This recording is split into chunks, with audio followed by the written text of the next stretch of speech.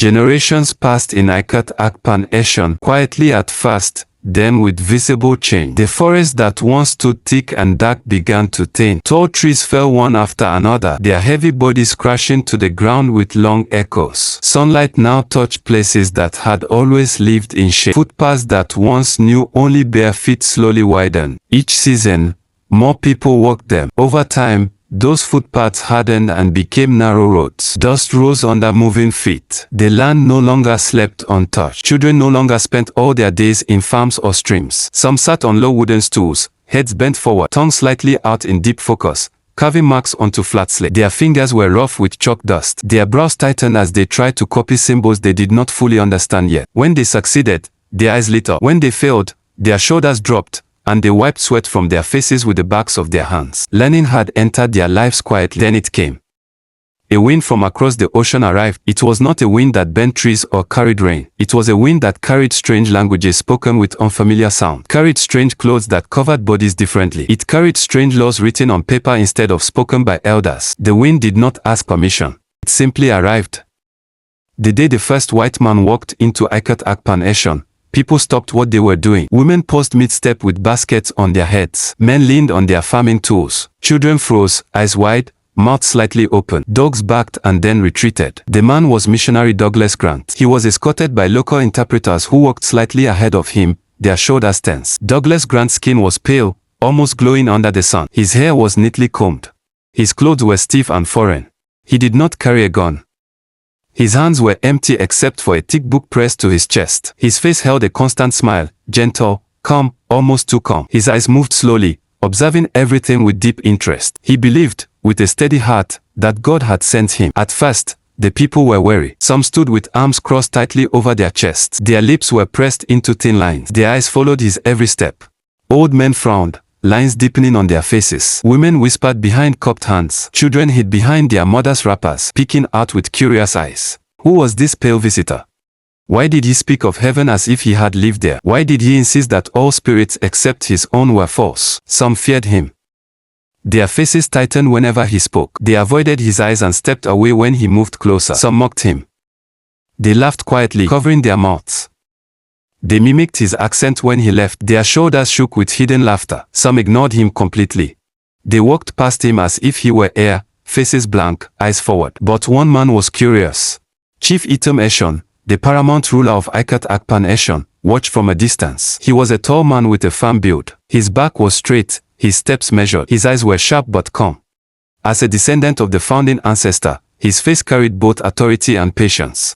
When he listened, he tilted his head slightly. When he thought deeply, his fingers rubbed slowly against each other. Chief Itam invited Douglas Grant into his obi, the palace. Inside the obi, the air was cool. Wooden pillars stood firm. Animal skins and carved symbols decorated the walls. Chief Itam sat upright on his seat, his hands resting on his knees. Douglas sat opposite him, back straight, hands folded, his Bible placed gently beside him. For hours, they talked. They spoke of spirits.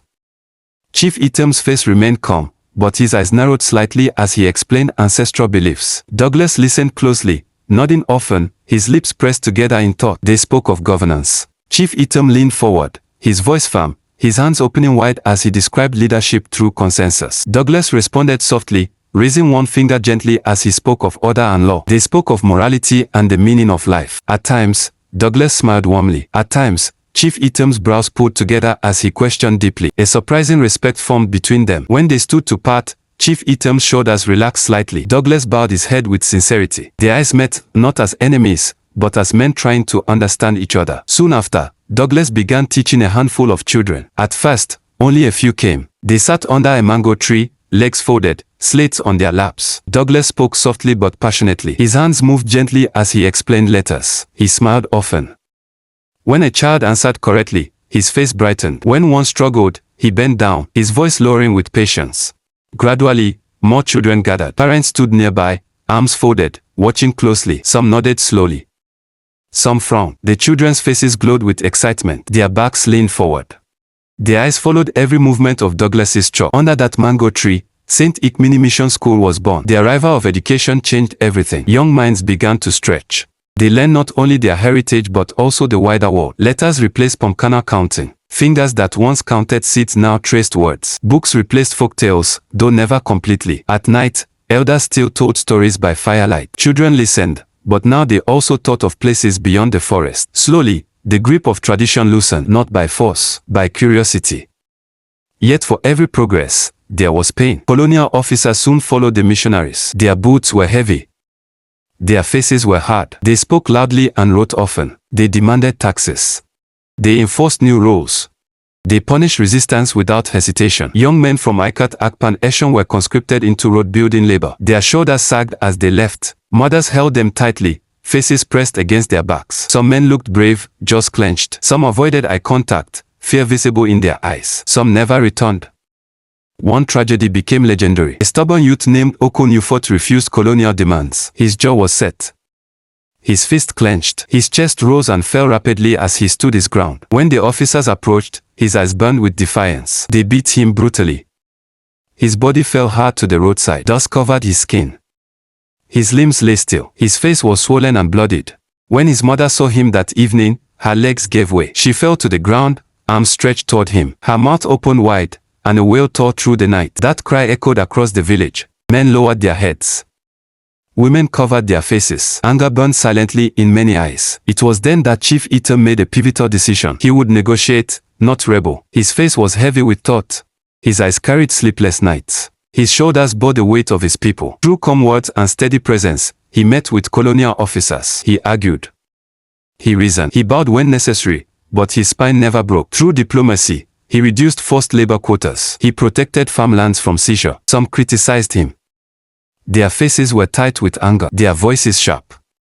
But Chief Item remained firm, and when the colonial era finally waned, Ikat Akpan Eshon stood, not broken, but wiser, stronger, more determined than ever to shape its own destiny.